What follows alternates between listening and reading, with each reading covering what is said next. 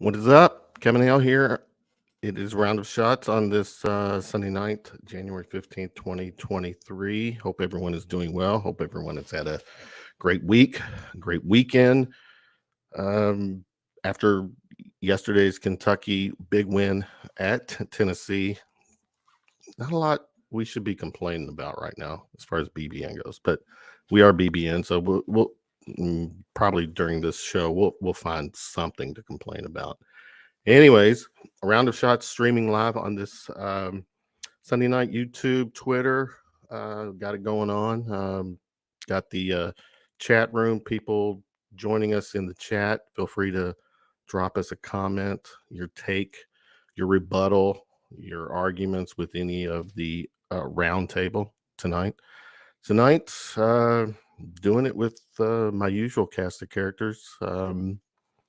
We got one coming back, making his debut for 2023, who's been part of the table, and then we got a new guy, fresh meat, as Terry Brown referred him as. Terry Brown, what's up, my brother? You shaking and you're grooving. It's good to be here, man. Yesterday was a stressful day for me sports wise between the Cats and the Niners. It was a long day, but made it through, baby. You did. You did. We did. So yeah, congrats on your Niners. We'll talk a little bit. Niner Mike got to show up, man, because got to do it. Got to do it. Also joining us, my man Corey Price, who's here in the Ville. Corey, your male Bulldogs fell short of the LIT, right? Which means 3 of my kids were very happy because they're Ballard graduates. But Corey, good to see you. How are you doing, bro? I'm doing good. Were you trying to get the porn bots ready with the fresh meat comment or something, or what? Yeah, you were. Yeah. We've got that. It's I'll enlighten Tristan in a second. Speaking of, let's go on and bring him on. Hey, Tristan guys. Pharis. Tristan making his debut. What's up, my man? Not too bad. I'm glad to be on here tonight. Chris, can I ask, unless you're part of witness protection, or where you located? I live in Central Kentucky, West Central Kentucky. Okay. It's a little place called Grayson County. So no, I've heard of it. Yeah. As I say, it's not the biggest place, but it's not the smallest place. So. Well, appreciate you doing this. Just real quick, your background. You're part of Sea of Blue, right? Yeah. So back in I'll preface this by saying I'm an accountant in the day, so not the it pays the bills, but we all have day jobs. As I say, everybody, Kentucky is what we're all passionate about. But back in 2019, when I was still in college, I kind of, had always been passionate about Kentucky sports and decided to make the jump and create my website, Kentucky Insider. So that's what I've been doing since then. Through COVID and everything, finally got it credentialed, and then I helped Sea Blue with their coverage as well. Well, appreciate all you do. I follow you. Love your takes, and thank you for making our acquaintance tonight, and hopefully many more. Also joining us, my bestie, Carrie Lewis, and her news. Carrie, how are you? Some of you may recognize this shirt that I'm about to show you that I have on. I figured it was applicable for what happened yesterday. But y'all remember this one? Oh, wow. Yeah, dug that out. The shorts, wow. The zigzags. Yeah, right? The zigzags, right? Yeah, it was. And actually, this game on the back, it's the greatest comeback in UK basketball history. February 17th, 1994, at LSU. So I've got those shorts. Yeah, dug this one out of the big Tupperware bucket. I say Terry and I really like that 19.9 website. I've come to find. Yeah, it's great. But those zigzags I've had since '95. So. I was about to say I don't think they've released those yet. They're snug. The ones I have are snug now. They're mediums, and I've grown since then. So yeah. I guarantee if you put those on right now and show it, display them, that the visual might get the porn bots on. All right. Keep it moving. All right. Last but not least, Van Hiles v. Styles in the house. Van, how are you? Happy New Year. Happy New Year, you guys. Thanks, Carrie. LSU game. You know how much junk I could talk about that to all my people back home when I was in college? Oh, dude. Because trust me, They were waiting to call me on a landline. See, some of y'all guys know what a landline is, but they would have been calling me on a landline, telling me how we beat Kentucky in Pete Maverick Center, and we made that comeback. Boy, that was sweet. It is good to see you guys. Good to do this tonight. Let's see who we got real quick. Ann's in the house. Niner Mike's in the house. Michelle Morton. Michelle, special shout out to you, my friend. Things that's going on with you and your family. Again, wishing you the best. You got friends here. If you ever need anything, reach out to us. Just to shoot the shit. Just whatever. Shoulder, ear. We're here. Again, and Niner Mike's in here, and they always got the comments too. So appreciate you guys hanging. Kentucky basketball is the talk of the will be the talk of the night, will be the main topic. We'll get to that in a moment. Let's start out with kind of what happened Monday night. College football championship. TCU, Georgia. Carrie. I said Terry. I kind of start with Terry, but I'm actually going to start with Carrie for just this segment. You praised TCU all season, justified, and I think we all agree too, especially Van as a former player. It's all about matchups. Georgia was not a good matchup for TCU at all, but it can't take away on what TCU did this season. So, Carrie, first up. I mean, I knew in my heart of hearts that Georgia was going to win that game. I mean, really, for real. Now, I didn't think it was going to be the slaughter that it ended up being, right? But that 3-3-5 that TCU was laying down just did not work. When you got McConkey and the best player, in my opinion, in the country, who should already be on the Heisman shortlist, Brock Bowers. I mean, good luck. And TCU had some luck against Michigan. They honestly did. They had a couple of lucky picks and ended up getting ahead enough that they could stay there. But yeah, it sucked. I enjoyed watching the SEC win. I always enjoy watching the SEC win. But, I'm still on the Sonny Dykes train. I'm still on the Hypnotoads train. I thought they had a fantastic season from where they were even like 3 years ago. That's amazing to be able to get to the national championship game when they didn't even have a winning season like 3 years ago. So, props to them for getting there. Unfortunately, they just ran into a liquored up and pissed off Georgia team who played a real bad game against Ohio State. And it didn't matter who Georgia came up against in that game. They were they were focused in, laser focused. They were looking to destroy, and they absolutely did. It's that one episode. I know a couple of you kids on here won't know this, but there's I actually watched this the other day. It was like on one of the channels, Lost in Space, Crush, Kill, Destroy. You remember that episode? It was like the character of the Andrew. Oh, okay, you're going. Terry, I'm gonna go to you as to start as you kind of start the segments off. Georgia, I think the consensus is that SEC. It comes down to it. What is it stat wise, Corey? Give me the stat of all the BCS games or championships.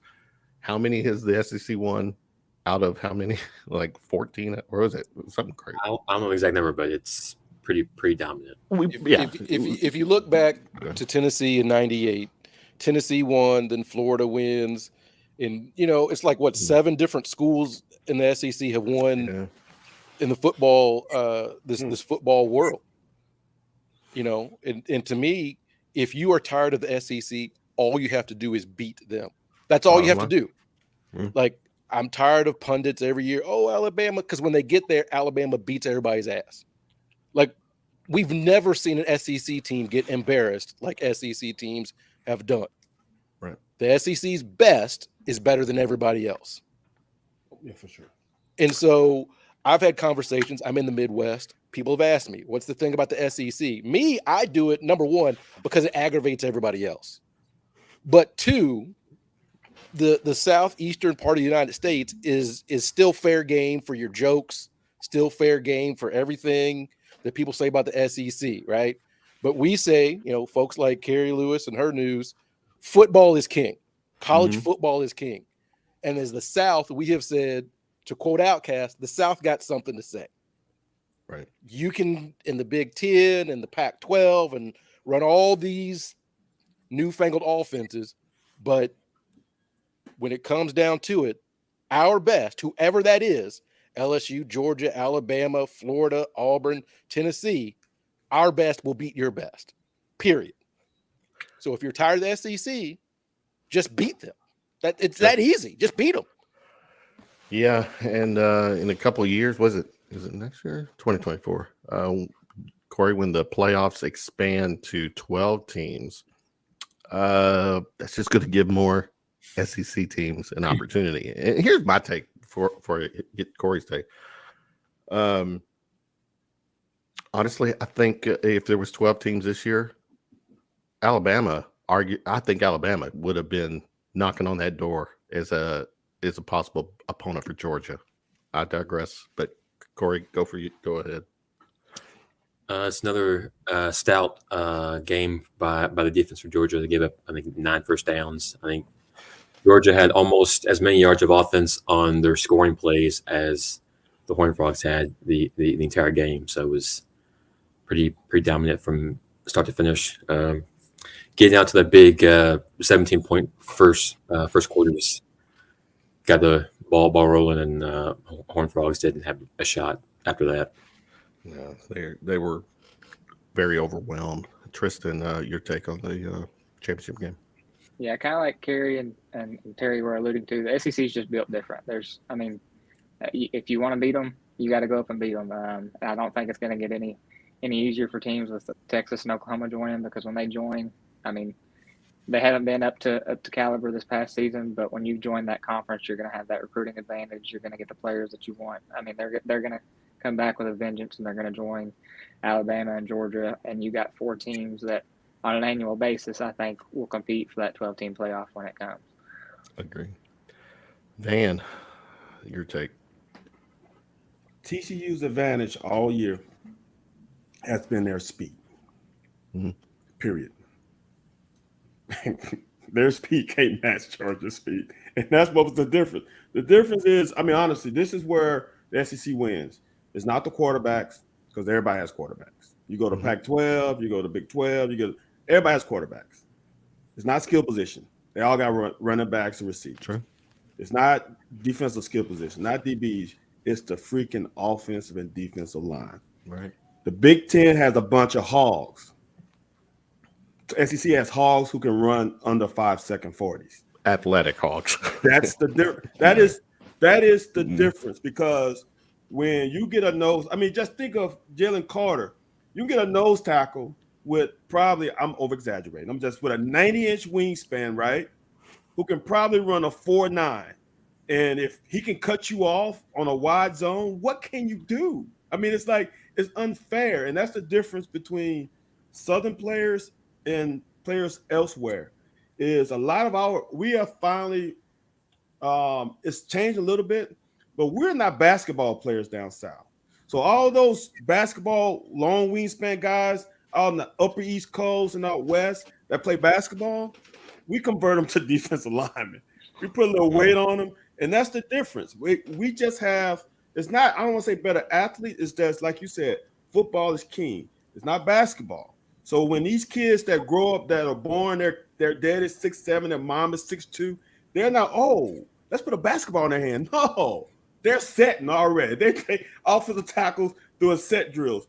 And that's the difference. And until the other part of the country can develop defensive linemen that can run like they can in the Southeastern Conference, it's going to be very difficult to beat us.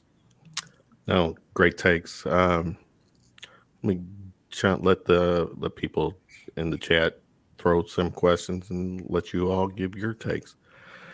Now, Mike, was Georgia TCU good for college football? Terry, what say you?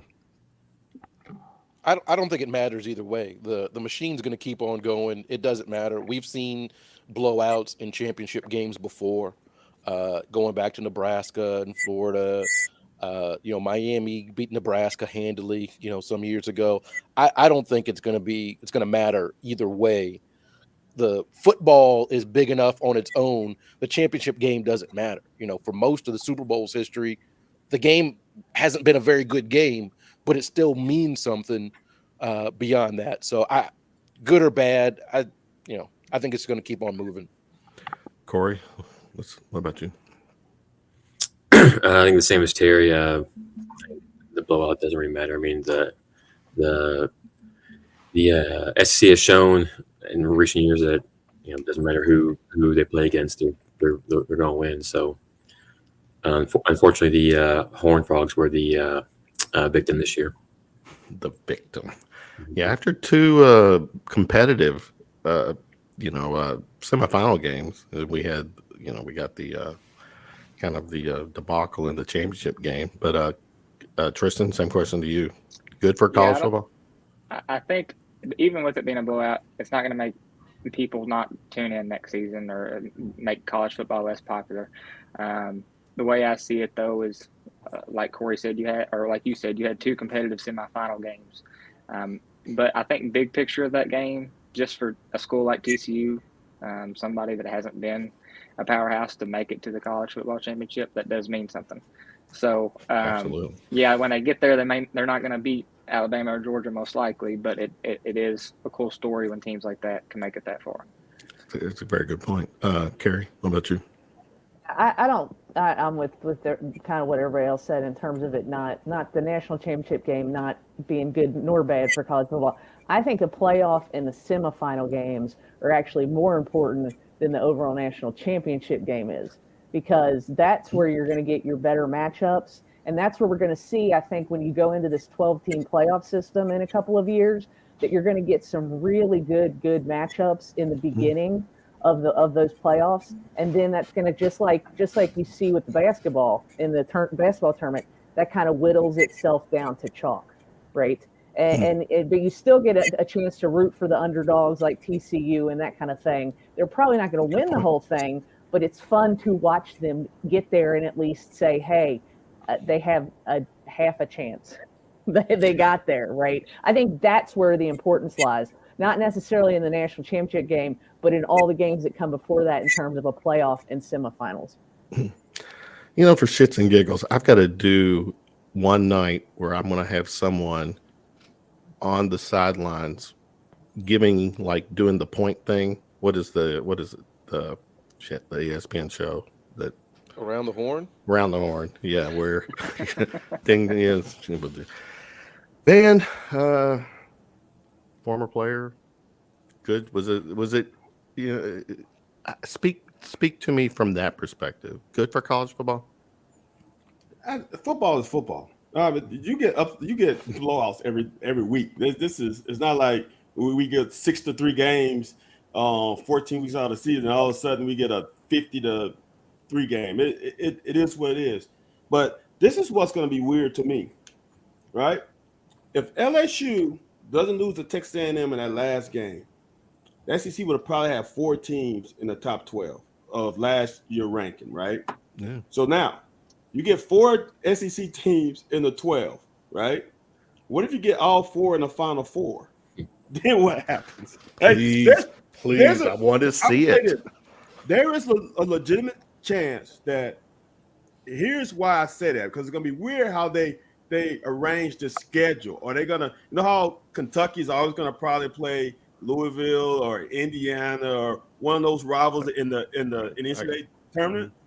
Are they going to pit 2 SEC teams to prevent 3 from going to the Final Four? Because I guarantee you, I will put my money on it every year that 3 SEC teams will make the Final Four every year. And then it's going to be like, oh, they should form their own league. They should go on their own and make it fair for everybody else. Because if Tennessee doesn't lose Hooker,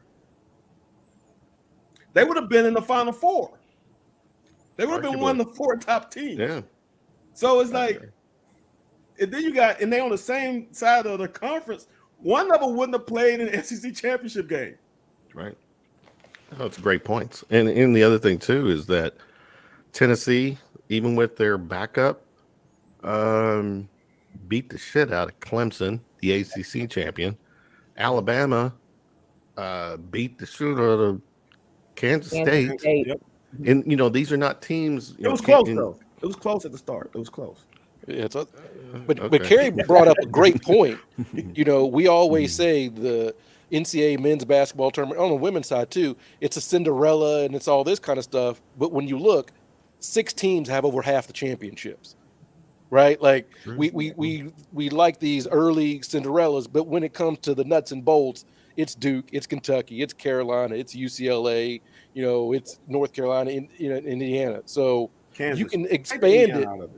You can expand it and give the illusion that a TCU might have a chance. But at the end of the day, it's going to be one of the big boys cutting down the nets or tearing down the goalposts, whatever they do in football, man. The Georgia football team lost a player and a coach, right? Yeah. A coach. No, it was a Like player. personnel. Yeah. Personnel. I think it was Not a a recruiting coach. Okay. piece of the recruiting staff, something like that. Yeah. Got you. Jeez.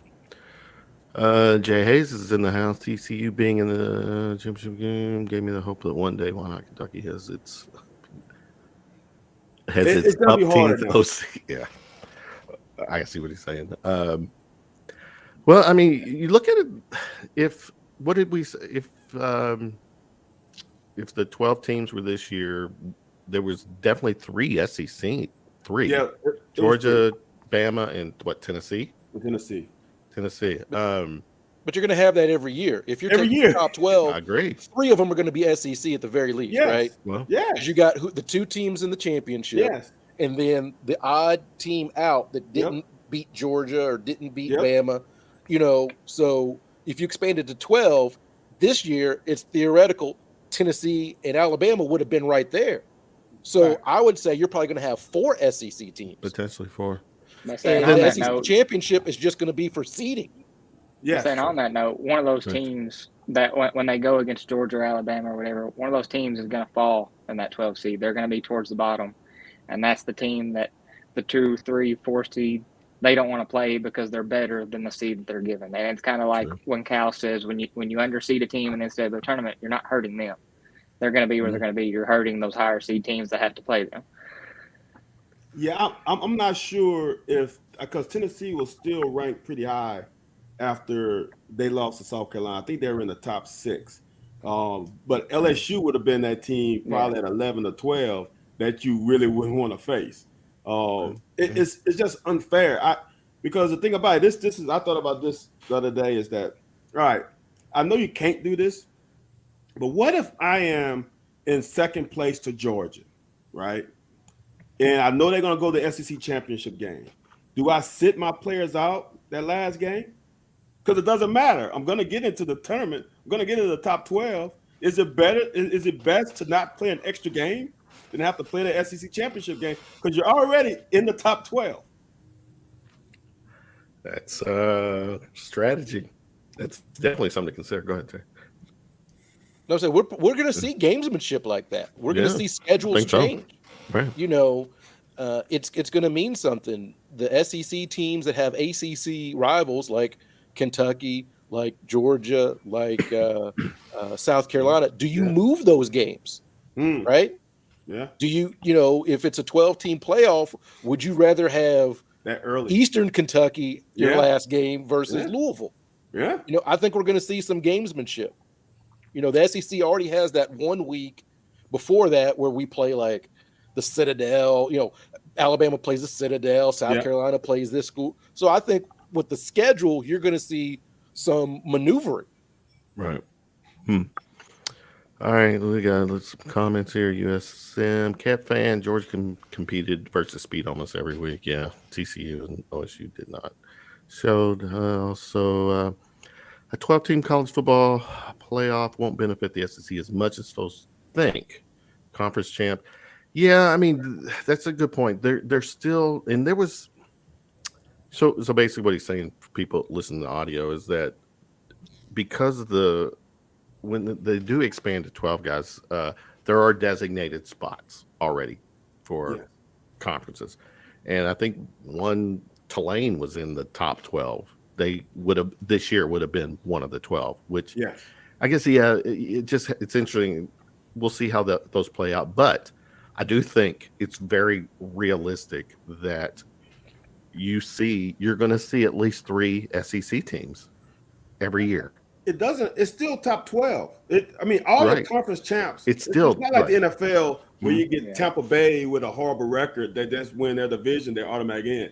It's still the top 12. All the Power 5 conference champions are going to be in the top 10 at least. So they're going to go in anyway. So you're still getting your top 12 teams. I don't think it's going to affect the SEC at all. It's probably going to affect other teams, other conferences more than it'll affect us. Because we're going to always be in the top 12 because we play the best conference schedule. Our strength of schedule is going to always be high. Yeah. Got it. Let's see. Okay, I think that's. We got a hard stop, Kevin Hale. We do. Stop the cap. Yeah. Let's switch before we go to Kentucky men's basketball. Let's talk some football. Officially, Liam Cohen, Terry. I guess it was official. Officially, he announced that he was the new OC. Worst kept secret. We got a 4-star recruit running back, highest running back recruit. Corey, correct me if I'm wrong. Since Boom, did I get that right? Boom Williams. I believe that's right. Okay. So football, Terry. Good week for the football guys. Trending in the right direction. That's what you Very want to much see. so. It's not so much we to be, way back when where you had to kind of roll the dice on some folks and hope things pan out and hope you had some good in-state talent. Now Kentucky's out there plucking the best of the transfers and building something special. So I'm excited. Corey, staying with you. Football. Anything you want to add? Well, we saw what Cohen did with, at the time, was an unknown in Levis because he didn't show much at Penn State. And Larry, although he has some health concerns, he's shown what he can do already. I think he had 35 touchdowns and 5 picks, I think, in 2021. Mm-hmm. So, last year, we really only had one really good receiver in Wandale. And next year, we're going to be loaded with Brown and Key and Caddis and Dingle. And Robinson's coming back too, right? Yeah, Robinson's coming back. So, Mm-hmm. it's pretty exciting to see what Liam can do with all of those weapons. A lot. Yeah. Tristan, football-wise, what you got for me? Yeah, so obviously with all that young talent, it's going to be an exciting season just to see how that blends with Devin Leary and with Cohen coming back. Knowing that he recruited a lot of those guys. But I had the opportunity to hear Cohen talk on a Zoom the other day, and that dude, he's as pro as you can be. He says everything is the right answer. And one thing that really caught my eye was he took responsibility for what happened last season. Yeah, he wasn't here, but a lot of those guys were his guys. So now that he's back, I want to see how he works into the fold, how he plays into their strengths and stuff.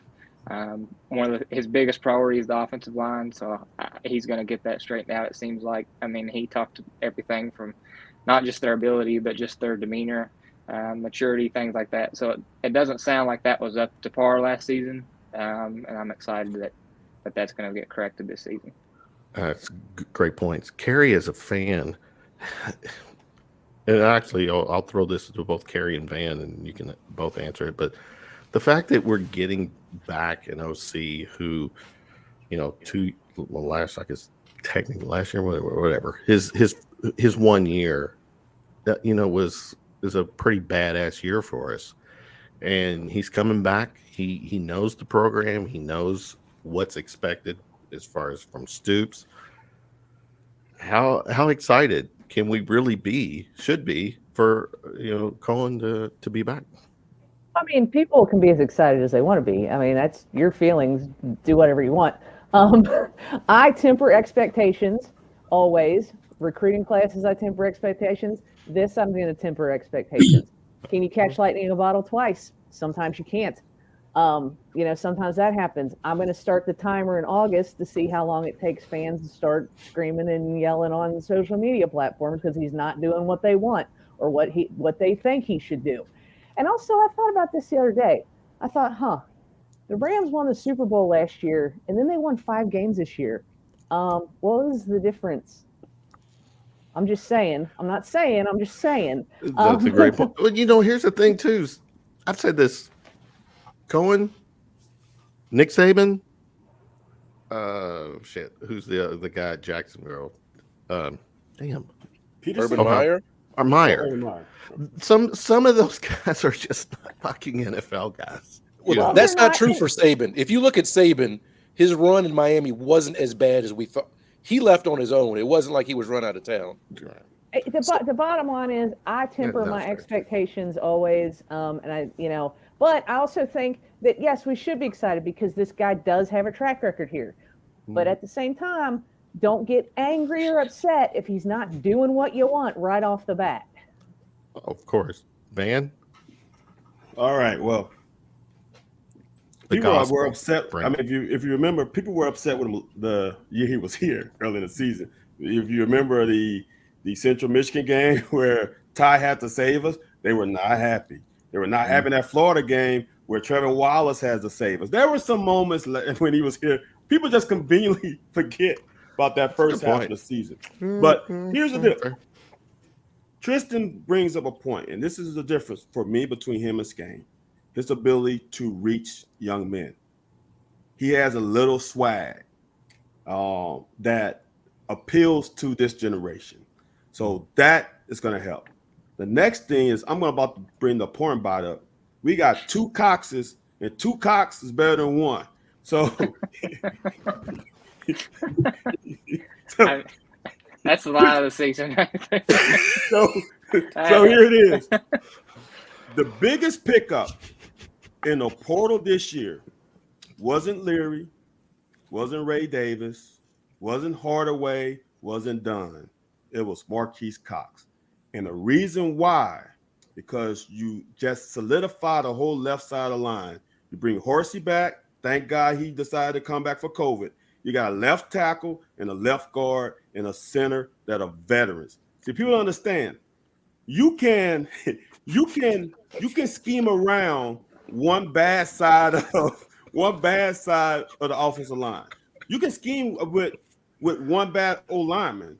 You can't scheme with one guy who's bad over here, one guy who's bad over here. We were in an issue because we didn't have one side that we can trust. Well, this year we got one side we can trust. And you know what? Like Carrie said, Liam has lucked up again. He comes here and he gets Cox and Horsey to come back, and he got Eli Cox at center. If he didn't have that, it would be a freaking issue. But he got lucky, and Horsey came back. Terry, break it down. Hiles, what are you seeing back here? When the X receiver cut in, what are you doing? I see you open up your hips. Like a mesh. It looks like a little mesh route. That's what you're doing. Don't have enough players. You losing the leverage. You left him on an island, Terry. You play 8-man football. You left him on an island. Oh, the whiteboard. Is it only 8? It's a staple. I don't apologize. Terry, do you use the whiteboard on the Cats Talk Wednesday? I need to. No, you don't, because I'm gonna make that. No, the question is, hold on. Are you going to tell me what I can do on MLK weekend? Ooh, good one. Are you going to tell me what I can do on MLK? No, I'm gonna tell you. Terry, All right, wait till Tuesday. Water. Hey, does Terry use the whiteboard with his wife though? That's what I want to know. That's why I'm down here in the basement. I love y'all. I apologize. Tristan, I apologize. All I was going to say was when another thing Cohen said is that first year, like Carrie alluded to, you may not catch lightning in the ball twice. That first year, he had Christopher Rodriguez back there. That's going to get you 3 or 4 yards every play. He's not to say that we don't have talent back there. I mean, obviously, Jamarian Wilcox and you got Ramon Jefferson in back. But they haven't proven themselves where C-Rod had, and you had an offensive line that had 3 NFL guys. So I'm not saying those guys aren't experienced, but those guys were at a different level, and that was something that he even said he took for granted. You're not always going to have that value back there. Damn, Tristan with all the knowledge here tonight. I'm jerking around. I'm messing around with the whiteboard, and Tristan's actually taking this serious. Right, taking it way too serious. Take my spot. And plus, the old linemen played together as a unit for a couple of years, so that also helped. So I hear, according to Ann, I didn't know this for a fact, but Cohen is evidently signed for 3 years. I guess that's all That means nothing. subject. Yeah, it means nothing. We got some comment. Let's see. Will Cox is going to be special. That's what I've heard too. Dude, this kid, look, this kid, I saw he had a 40-inch vertical and he power cleaned 315 pounds. That's all I need to know for my running back. That means he's got explosive hips. Point by explosive hips. So I gotta insert 70s porn music in the background. So Next topic, Kevin Hale. That's I know. that's impressive for high I know, but those Carrie did say 10-15 is the hard side. True. All right, I so gave what we you got real 20 quick, and we got the Jordan says, and we got the Bowles, Cox, and Bow. Okay, We also got a horsey Cox. Now Horsey. a a lot of Cox. Cox is going to be. Can I tell We're a going to can I get, tell we're a gonna story? get Cox trending tonight. Can I tell a People story on Twitter about be. Cox? Can I tell a story? Oh, you're the high one that just told me about a Yeah, hard it's a stop, real and quick now story, you. Kevin Hale. Okay. So in high school, one of my good friends, his last name was Cox. So they gave us this project we had to do. We had to come up with our own business, like a business plan. So we named our company Brown Cox. And so, I'm sorry. No. I was a juvenile then, and it still makes me laugh. But what was if the we're grade? What was trying the to grade? make an impression with Tristan tonight, I'm not sure. We got an A because we Hey, did it that's straight all up, that matters. except for the name. We presented straight up, but then toward the end, Straight up? So we practiced a Straight few up. taglines, and then it was bad. Hey, in the social We'll keep media, going. Brown Cox is going to get some good PR. Do you want me to sign out? I apologize, folks. No, see now I think you all just bragging now, Terry. You're Right. about your brown card. All right. The main event for the night, the week that was for Kentucky basketball, Kentucky men's basketball. If we take it back, Terry Brown to, I'm gonna start calling you Terry Brown because you keep calling me Kevin Hale. Terry Brown. So last Saturday, Black people things on MLK weekend, Kevin. I take a back seat to you. No, I take Go ahead. back. I'm sorry. MLK is very important, and It is. Yes. very absolutely. Last Saturday, Cats. Definitely not surprised that Bama beat them. I was a little disappointed on the final score, the margin, but there's no excuse for what happened at home against South Carolina. South Carolina was coming off a 40-point loss to someone prior to Kentucky. And here's the thing, too, what kind of bummed me out, too. Not bummed me out. Kentucky won yesterday, but I happened to see South Carolina. You would think South Carolina going on the road against Kentucky, winning, would have given them some confidence, some mojo, some spirit, some, like, man, we can do something. And what did they do? They lost by 40-some points at home against Texas A&M yesterday. All right, not to be a party pooper, but still, it's just that South Carolina loss was bad. So, Terry, leading up to this game yesterday at Tennessee, I think the consensus is that Tennessee was going to win. But they didn't. Kentucky played very well with a lineup that didn't have a player that's not one of my favorite players, and I'm not going to go into all that. But give me, I guess you can talk about the game. What a week, though. What right? a week, in So Kentucky just give me your athletics. week, and then go ahead. It was a crazy week. The Bama loss, inexcusable. You can lose, but you can't get run out and embarrassed, and then turn around and lose to South Carolina at home. I mean, this was up there with VMI, with whoever else you want to. It was a bad loss, very bad. And against South Carolina, I never felt like Kentucky was going to win, even when the gap closed, and it was inexcusable. You can't have that kind of loss at home against South Carolina, and so we get caught up in the he said, she said. There's two sides to every story, and the truth is somewhere in the middle. I don't doubt Kyle Tucker's reporting. I just doubt that the facts are as they were presented to him. Evansville was a bad loss. Yeah. But for the team to rebound, and play like they did at Tennessee, this just goes to show that the Cal knows what he's doing. He's in the Hall of Fame for a reason. And I'm a sunshine pumper, right? So for me, it's if you're going to say something negative or have a criticism, let it be valid, right? After South Carolina, I was very, very harsh. I'm like, this may be the time where we need to go. Like Cal needs to go because this is worse than a rebuild at this point.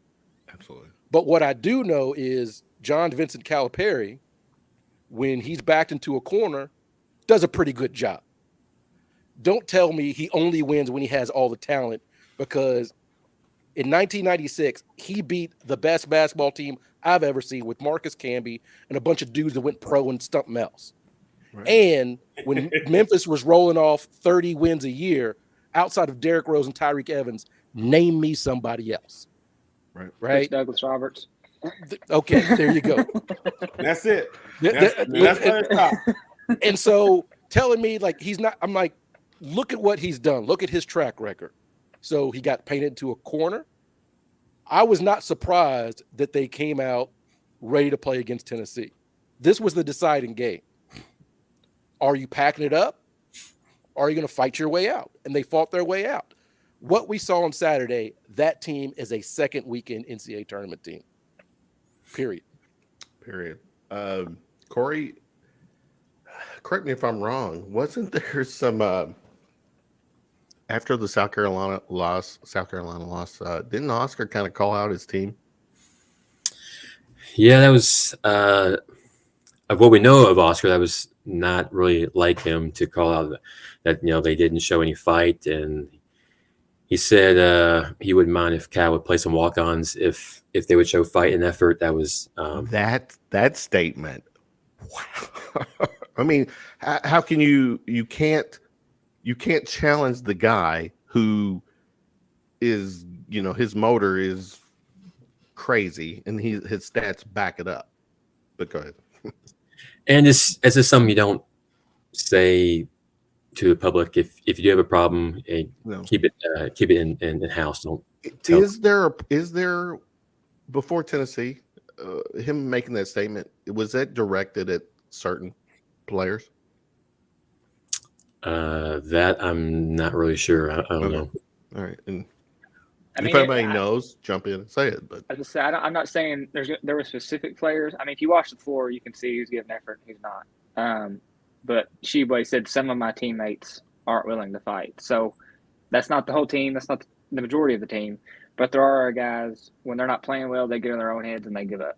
I mean, that's pretty evident. I mean, that if you go back and watch the games, just go look at it.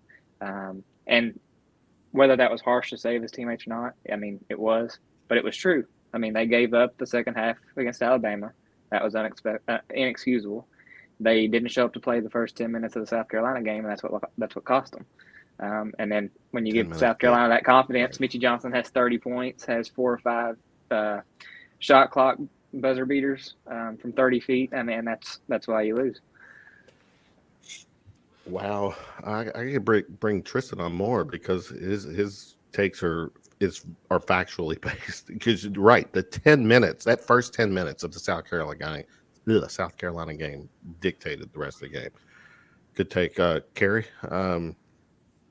The week that was fine. Okay, I'm not going to like it because I don't like to lose, and especially don't like to lose to Tennessee. But at least give effort. Like I'll at least take effort, right? And there was no effort at Alabama, none. There was no effort against South Carolina. And guess what? When you play like you give a fuck, good things can happen, right? And they actually played like that on Saturday. So yeah, I mean, effort. That's if we would have lost, like I said, it would have sucked, but at least there would have been some effort there. And there's nothing worse than seeing somebody lose and just lack of effort, right? I will say that this week also reminded me that if you're not in academic fundraising, you don't understand how academic fundraising works. And that's what I will say about that. I oftentimes forget that people like myself who are in academic fundraising know how it works, and people who aren't have no idea. And it kind of made my head want to explode. Mm.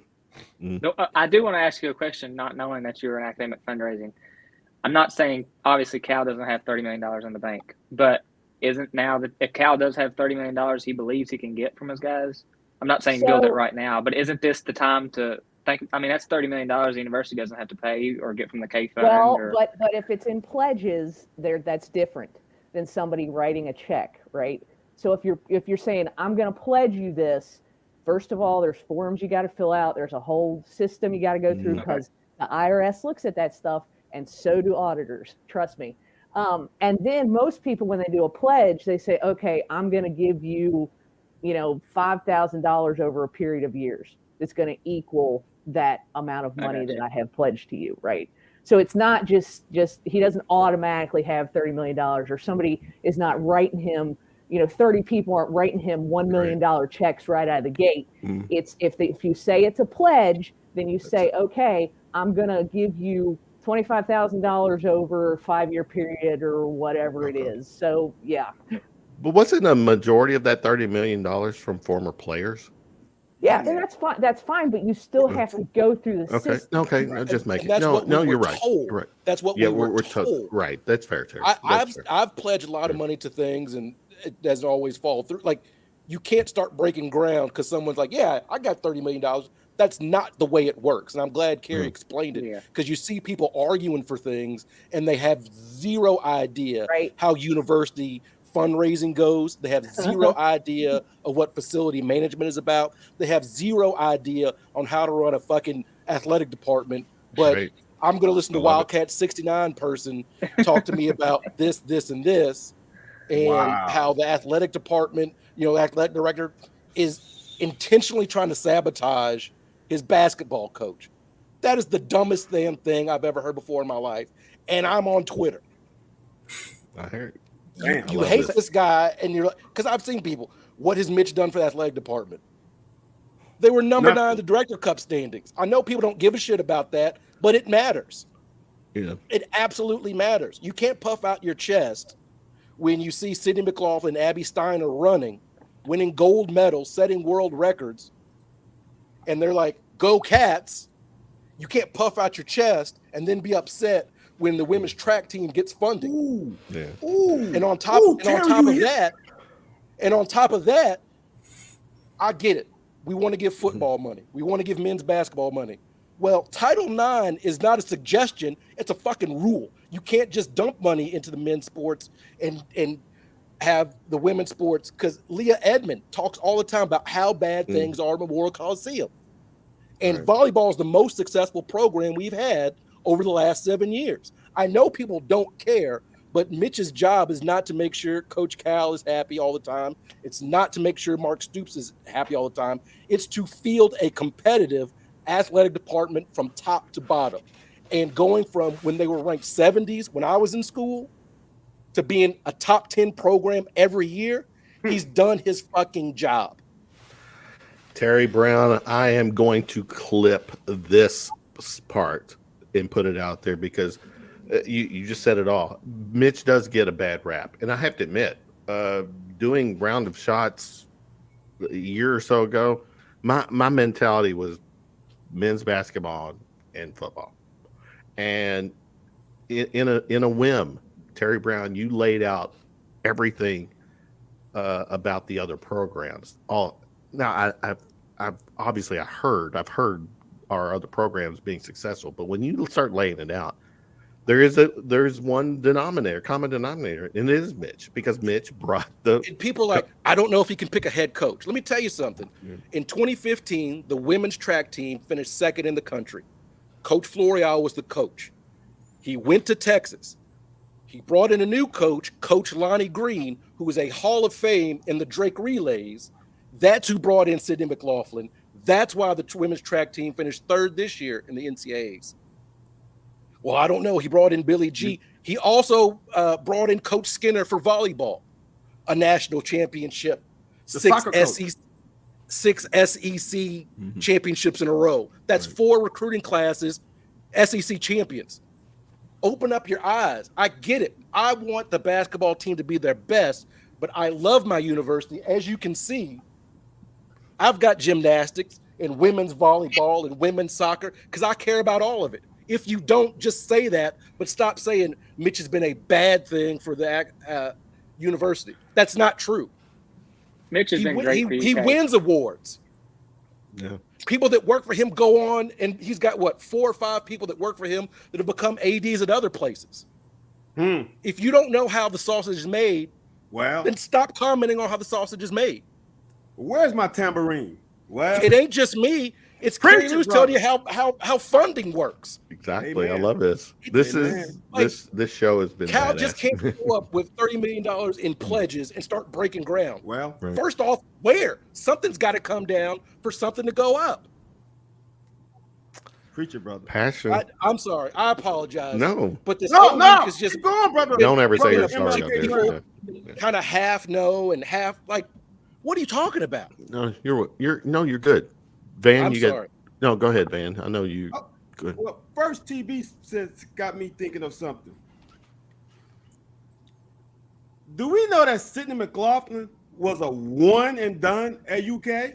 Do we not understand that she was a one and done? But when she was an Olympic gold medal, she played at UK. But when we had one and done, there's some part of BBN that hates it. Oh, they don't care. They don't care about UK and all this stuff. But when certain people leave, then they want to cheer them on. That's just Terry. Thank you for having me think of that, because Kenny Harrison. There's some others. I'm not gonna go down the track now because I don't want to go down there. But let's go to basketball. I want everybody to pump their brakes on this damn Tennessee game, and here's why.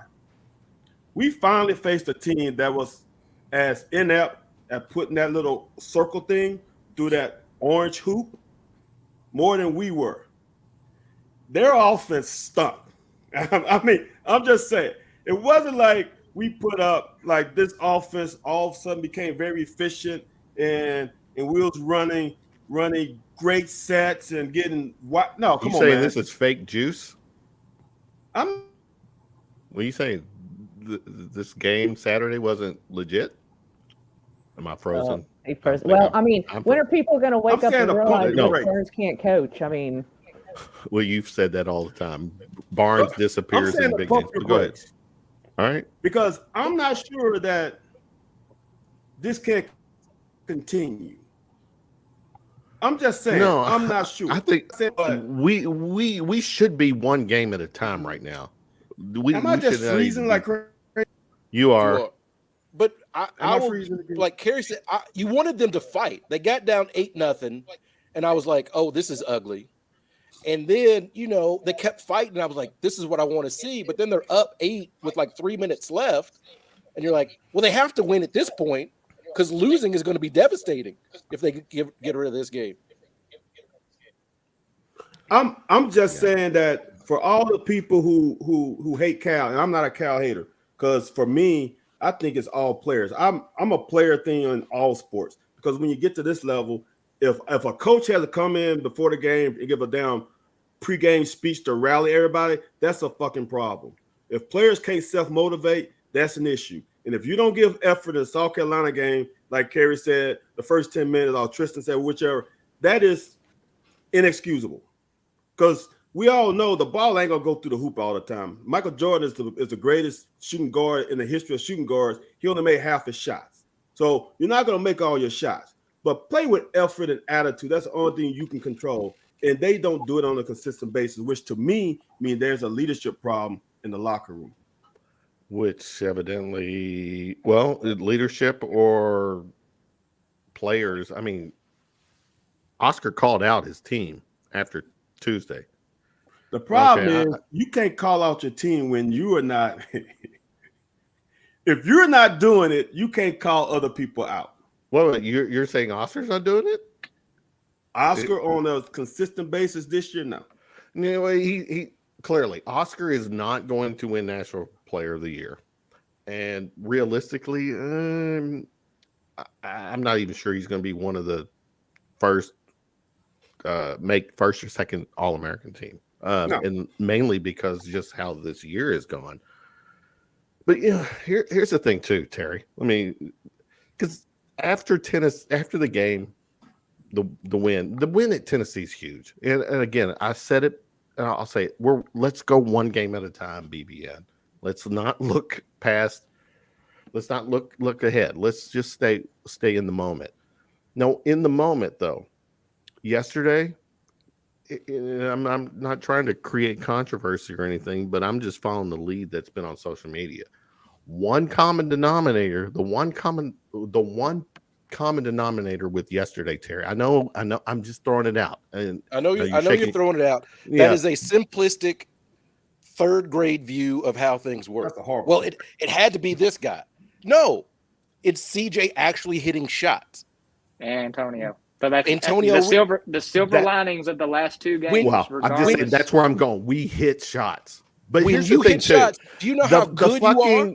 The fucking major radio station program of BBN threw the narrative out that this was the lineup. That's easy and it's lazy and it's unfair to that young man who, was one of the lone people fighting when we were down in Tuscaloosa.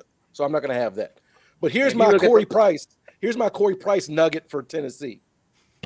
In 1863, Abe Lincoln signed the executive order mandating Thanksgiving be on the last Thursday of November. That's 159 Thanksgivings. Kentucky's victory over Tennessee was the 159th time Kentucky's men's hoops have beaten Tennessee. So in theory, you could have given thanks for a different Kentucky basketball victory over Tennessee every Thanksgiving and not repeat at all. I'm going to go out on a limb, but I fucking bet Corey Price didn't know that stat. What say you, Corey? Well, not that exactly, but I was going to bring something up of how random this past week was. If I gave you these two things, UK shot 51% from the field and turned the ball over 6 times at home, and they shot 35% from the field and turned it over 19 times on the road, and they won one game and lost one game. Which game do you think they won? That's a great take. Lost. I mean, just a completely random week where, like I said, the stats they had against the Cox, there goes the porn bot, but and to lose a game at home is just it's awful. But to play not the best game by far on offense down in Knoxville and to be the top 5 team, it's crazy. And for the record, they are a top 5 team. Tennessee's legitimately good. We caught them, but there's going to be this argument, Tristan, that the odd guy out was Wheeler. So before I get to Wheeler, I'll say this. So going from preseason top 5 to the bottom that was South Carolina back to beating Tennessee, this isn't the Final Four team that it's not there yet. So anybody making that jump just because the Tennessee win is on some good stuff. But you went into Tennessee. They have, if arguably a top 2 defense, if not the best defense in the country. And in terms of adjusted offensive efficiency, they hadn't played great for much of the season, but since Arizona, they had been scoring 80-plus points a game. So, I mean, you went and played a Tennessee team that was playing as well as anybody in the country and then beat them and held them to their fewest points of the season. So I'm not saying that jump is – but this team's good. It also just shows how random college basketball is. So, I mean, you have 7-8 teams losing the top 25 every week to teams that are 50 or worse on the bubble. Crazy. You just have crazy games. If they can make it to the tournament. You got to hold the home. I mean, you got to hold. Yeah. You got to win at home, period. Yeah. For Kentucky, the rest of the season, their goal is win every game of their own, take care of your business, and maybe still at Arkansas. There's going to be some games out there that at Auburn, some games like that. But if they can make it to the tournament, they have I'm not saying they have a shot at an Elite 8 or Final Four, but they can make it to the second round, like Terry was saying, just because, I mean, you have Oscar, you have Kaysen, and you have, as much as people don't like Severe Wheeler, was the Bob Cousy finalist last year. I don't think my takeaway from the Tennessee game is Severe Wheeler. He's still going to play. So anybody that expects him to be benched, that's not happening. He's the SEC assist leader. He's one of the best playmakers in the country. But Casey Wallace at point guard gives you an aspect, especially in the pick and roll. They can't just sag off you. They have to respect you as a shooter. You can't just – Sheboy's got to set stronger screens, because when you have Severe Wheeler and him and you're not setting a good screen, Severe Wheeler's not going to be able to shoot, and Sheboy made no contact with the defender, you're not going to get great offense. When you have Casey Wallace that's capable of making and creating his own shot on a consistent basis, that makes it that more dangerous. With that said, there are going to be games where Severe Wheeler is going to be a better fit to play point than Casey Wallace. I mean, he at the end of the day, Casey Wallace had 0 points. I'm not saying he didn't attribute anything, but he wasn't at 100%. Obviously, and he was out several minutes. Is it backspasm? Is that what the story? Okay. Yeah, and if you look at however you say it, Plavsic, at a minute into the game, he pulled down Casey Wallace by the back. I'm sure that didn't help, and I'm sure that's a couple minutes later he was actually on the. Let's do this. Hold on a second, because who just popped into our chat is our residential ball guy, Ball Steak. Ball Steak, is that a porn thing too? By the way, steak. I mean, all right. Congratulations. He's congratulating us. Thank you. We'll take it. But bullshit. What's the story? Right no. I mean, how many fucking flops did we see?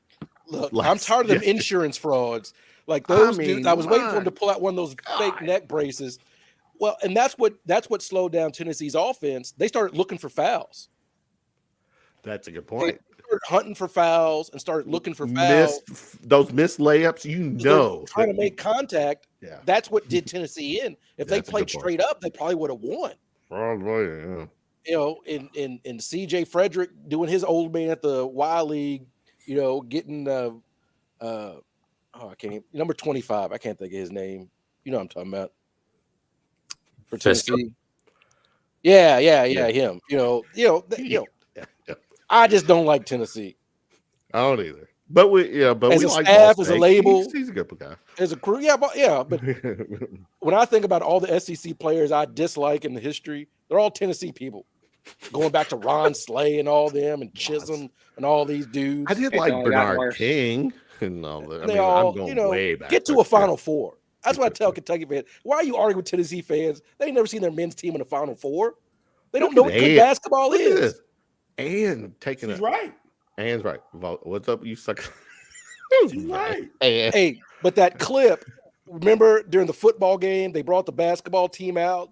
The basketball team's waving to the Kentucky fans. Yeah. Keep that same motherfucking energy now. Ooh, I like talking all that shit now. Motherfucking. Talking all that stuff. Now you got to back it up, man. I think the biggest thing that came out of that win is just the positivity that this team's going to feel. When you're around, obviously you can see some of the body language and stuff that they've had in recent weeks, but when you're around these guys after the game, it doesn't get any better. When you're sitting there and interviewing Jacob Toppin, just looks like he's about to cry, talking about all the things he went through. I mean, the positivity of this team that's going to have, hopefully going to the rest of the season, will make a big difference, bigger than people realize. I tell you what, there was the video circulating from yesterday, Tristan, on someone who did maybe not cry, but shed a tear. Coleman. I mean, that I don't know, Terry. Did you see that? I'm circling back to you, Terry. Hello, Coleman. I mean, that's passion. That's that. Well, these guys care, and exactly. I think from the cheap seats or even covering. This is their career. This is their life. Okay. And I really always think it's arrogant of us as fans to think that these guys are okay with losing, that these guys are going to keep on going and they're only here for a year and these coaches don't care because they got the money. This is what they have chosen to do.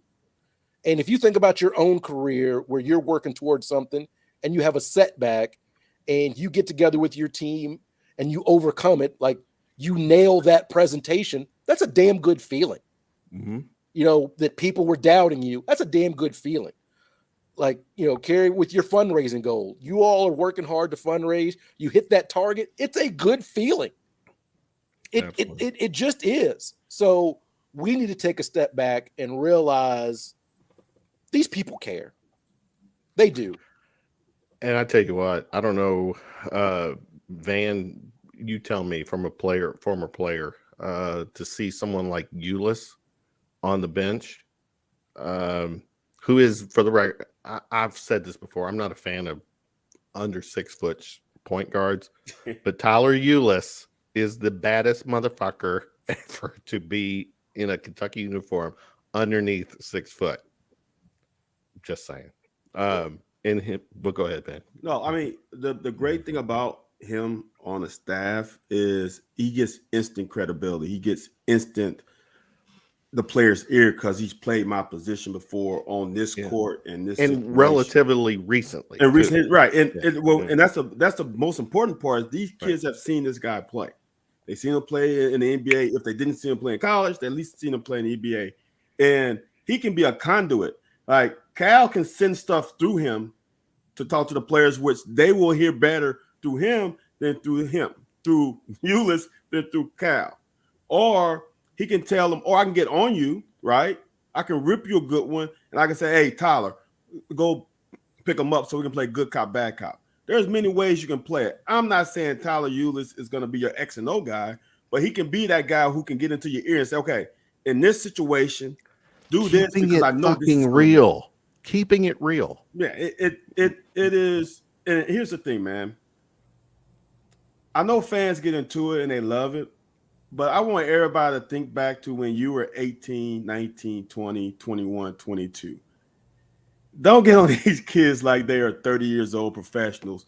And here's the thing. Here's the great thing and the bad thing about college athletes and athletes in general. Each day is a different day. Like you don't carry Monday to Tuesday. When you go to sleep and wake up, it's a new day. So you might play poorly on Tuesday, not because you might have a great game on Saturday and come play poorly on Tuesday. It's just because you're at 19, 20 years old. You don't know what those guys are going to do. They might have a bad sociology test or a bad calculus test and they're feeling bad. Someone at home might have died that we don't know about.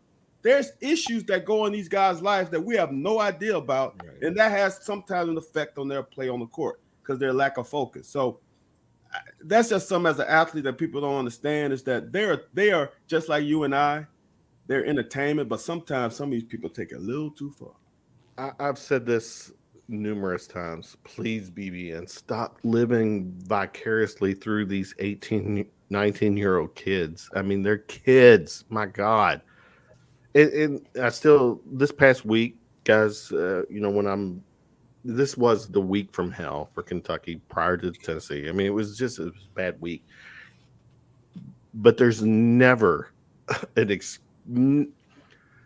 don't at the kids on social media. Don't go at the kid. My God, when you start, I see all these screenshots about our fans going at kids, attacking them, and just saying all this negative shit. My God, Jesus, I don't know. I've never been that way where I feel like a whole day is predicated on what a teenage kid in a Kentucky uniform does. But clearly it's the case, and maybe they call it passion or something. I don't know. I think actually at that point, if your day, if at the end of the night, if you lose sleep or your day is ruined because a Kentucky loss and you're going at these kids, man, I think the next day, call your fucking doctor, make an appointment, get some help up here from the neck up. All right, Carrie did tell me 10:15 is the stop, so we got 4 minutes. So wrap it up. We're in this tonight. A fucking amazing show, and then maybe it's because Tristan is on tonight and has just saved us and doing it. You guys do a good job. He's all Tyler Ulyss. He is, man. He came in and whipped us into shape, man. Yeah. That's what we needed. That's quick, the tweak. Tristan is the tweak. All right. So Ball Steak, people were going at him like sucking up, blah blah blah. So this was his comment. He ain't sucking up. Haha. He still hates us. Hates Kentucky. I hope y'all keep that sorry ass cow. I will always talk shit about Kentucky.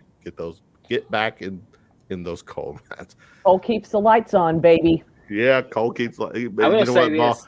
this: It's all fun. For the record, Ball, it's all fun here, and you are part of the fun entertainment. This is an entertainment show. So it's refreshing to see a Tennessee fan like that. After, I mean, you can see what people's mentions. I was called a rup cuck yesterday after some of my stuff. So Ruck Huck. yeah. So I mean, it's Where refreshing are to our see. porn bot? That should get me a porn bot. Wow. Y'all It's listen to refreshing. Tennessee fans. That's a poverty men's basketball. Yeah, I was about to say poverty franchise. I'm not listening to anything they got to say. But yeah. All right. So where are we at? 10-12. All right. Wrap it up, B. Ulyss comes back. He starts. But Terry, real quick, and I'm going to only ask you, does now Wheeler kind of have to conform to this past weekend, or do we go back to the Wheeler approach? What is the Wheeler approach? He's going to play. That's Okay. the thing. And He's he going deserves to to. play, and they will figure it out. Okay.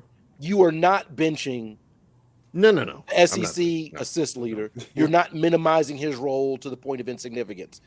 And all these people with these galaxy brains that think they see something that, look, men lie, women lie. Corey Price will tell you, numbers don't. You don't accidentally lead the SEC in assists for 3 straight years. You do not. You just don't. Stop telling me that dude is trash when that's not true. I'm with you. And he's shooting the highest 3-point percentage he has in his career. So Oh, thank you, Tristan. Thank you. I mean, again, men lie. It's just that Women shot. lie. I'm not a fan of that. Well, the it's not the best shot, but it's respectable. It's Numbers Rondo- don't lie, right, Tristan? Numbers don't Rondo lie. and Wayne Turner didn't have the best looking shot either. No. The offense the numbers bear out that the offense is more effective, more efficient with Wheeler in the game. And that's just, I know people don't like it, but it is what it is. For you, Terry. Thank you, This was Niner Mike, a baby. Purdy show. Those Niners. All right, we got to shut this down. The chat room tonight fucking killed it. False Stake, even you. We love you. We appreciate you hanging with us and being a Yeah, good thank you. We don't love him. We appreciate it. Okay, maybe a lot of love. We love the We guy. like him. We No. like you long time. Jordan bringing it tonight too. Everybody's brought it. All right, let's do this final shot. Terry Brown, give me your take. Final shot. Hey, 49ers, baby. Marching That's toward it. the Super Bowl again. I'm excited. No Kittle, MLK. I Iowa thought you were boy, going to baby. give me an MLK thing or something. Oh, Not to put you on the spot. No, but MLK, I'm not too worried about people posting stuff because all people know about MLK is, don't judge me by the content, whatever that the one line. And I'm like, y'all need to find a new speech. He said a lot more than that. Give me the angry MLK where he's like, you need to cut the check. He had Those more are the than quotes. a dream, is what Those you're are saying, the right? quotes that I retweet because it ain't just touchy-feely MLK. No, MLK was like, we need to change this system. So if you're going to participate in MLK, find something more than just the lovey-dovey, I love you, you love me. That ain't what it was, man. All right. For Price, final shot. Shout out to women's basketball. Coming into today, they were 1-8 in their last 9 games. 3 of the last 4 losses were by at least 19 points. And then on top of that, they had the whole Joy Edwards non-drama nonsense. So there was team was not in a great state. And then they were down 16 today to Florida on the road, and they came back to win. So big props to them. False Stake says, this show is awesome after Kentucky loses to Tennessee in football. I feed off Kentucky's misery. Yeah, that was a beatdown in football. All right. What we got next? Tristan, final shot, sir. And Well, thank you so much for doing this. I just say I Welcome appreciate you to guys for Round of having Shots, me. bro. It was fun to do, and like I said, I haven't watched all your episodes, but I've tuned in from time to time, and you all do. We're moving forward, and you will get the invite moving forward too. I'm always welcome, but I just be with this team. Like I said, don't expect a Final Four team, anything like that right now. One game at a time. They have a 3-game home stint, and they can ride going into Kansas with a 4-game home streak. So hopefully that's what happens. But I mean, Georgia's good. Texas A&M is playing better, and then you got Vandy, which hopefully we take care of. But they can be sneaky sometimes. Andy came up at a big win over the weekend. And then Ian Jackson tomorrow. Kentucky's probably the favorite from what I've heard, so I would expect that. The Carolina prediction wouldn't be shocking, but hopefully we get back-to-back positive momentum. Hopefully, I know I said not to look ahead, guys, but this class Cal has next year. I mean, this is where he just fucking says, you know what? I'm going to unleash the dogs on. Well, I think 2024 by the end of it will be better than 23. Oh, okay. Good so to know. As long as they can keep. I mean, you got Carter Knox, who's just as good, if not better, than his brother Kevin when he played a few years ago. You got Ian Jackson, Trey Johnson. If you want a shooter, an elite shooter, Trey Johnson. If he comes to Kentucky, you have the best high school shooter that you've had in the Calipari era. Good to know, bro. Thanks so much. Carrie, final shot. So this would have been my final shot for last week's show, but since we didn't have a show last week, I have to do it this week. So anyway, yes, Georgia won the FBS national championship, but go Jackrabbits! San Diego State took down the North Dakota State Bison for the FCS national championship, the first for South Dakota State. I hope many more to come because I am tired of looking at the Bison. Good stuff, Carrie Lewis. Jackrabbits. Jackrabbits. I saw them play this year. They're good, man. They played Iowa that 7-5 game. 7-3 game, I'm sorry. 7-3. Dan, give me something. Look.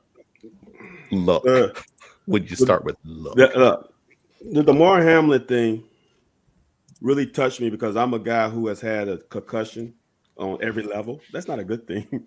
And all of mine, I was completely out. So here's the thing, man. Like I said earlier, the only thing that's special about athletes, they have a special ability. Just like a rocket scientist, just like some student who got an academic scholarship. There's no difference between us and them. Only thing is that we have a special skill just like they do. There's stories behind all these guys. And the great thing that came out of this story is this charity, which he did not publicize. No one knew about it. And that was the greatest thing for humanity, to give that guy. One thing could bring us together. And I wish it was more than just freaking athletics. I really do. I wish it was something else that pulled people together more than a freaking game that's 100 and whatever, 20 yards by 53 in the third. It's just weird how the freaking sport can bring the country together. But that kid was a special guy before he had the issue. He's going to be a special guy after, because these guys have stories. And I wish people dig in more to their stories, and then one guy who makes a mistake on a freaking Saturday or Sunday. Right. And the dude was paying it forward already. Right. Before, because of his charities and stuff. And it's right now it's crazy good on where his charity is standing right now. But these guys, they all have stories, and Hamlin's legit before the situation, and we say things fucking happen for a reason. So yeah. All right. I got to say this. I got to real quick. My final shot. I try to sneak one in every now and then. I'm putting it out here, guys. People who know me well. I'm a paranormal enthusiast. I'm into the whole UFO, UAP, alien thing. No, not every light in the sky is a UFO, or not every bump in the night is a ghost or paranormal. But let's look at this. Recently, the government has taken the whole UFO UAP, as they call it now, UAP, more serious, where they even, for military people, can now officially post or share contacts or stories without any kind of the whistleblower thing. They're not going to get in trouble. So recently, the government released their latest UAP findings, and there was a boatload of more reports, 350 new reports since 2021, and a bunch of those were still they didn't have answers for. Not saying that they're alien, but as an X-File fan, I'm hoping they are. But guys, I've said in the three greatest questions in our lifetime, and I mean, no offense to anybody out there who are faith driven or whatever. Is there a God? What happens when we die? And are we alone in the universe? I still think in my lifetime, and I'll be 56 in April. In my lifetime, I'm gonna get the answer, are we alone in the universe? It's gonna happen in my lifetime. So I kind of wish I do root for I'm going to wrap it up. Wrap it up. Is that like a porn thing too, where you gotta use a profile? All right. Okay, we are. Stop it while you're in. Yeah, I'll stop while you're. Carrie's going to fist fight you. She's going to boxing class, and she's going to find you one day. Carrie loves me no matter what, because I'm That's the problem. I'm Mulder and she's Scully to me. All right, guys. Round of shots, killing it tonight. Oh my God, there were so many sound bites. Terry, I got to get your clip on Mitch. That was killer. Terry Brown, Corey Price, Dan, Carrie, Tristan, thank you for making our acquaintance tonight. And you will get more invites. Cheers to bourbon and all that good stuff. Not whiskey, it was bourbon. Let me be very clear. I only drink bourbon because I'm from Kentucky. Still, BBN, Kentucky, it's the most passionate fan base ever. We've got great programs, and let's just learn to support continue to support our people. For our cast of characters, great stuff tonight. Appreciate you guys. Round of shots. The audio will drop this early part of the week. You can find us on all the podcast platforms. Round of shots. Guys, great show. Happy Sunday.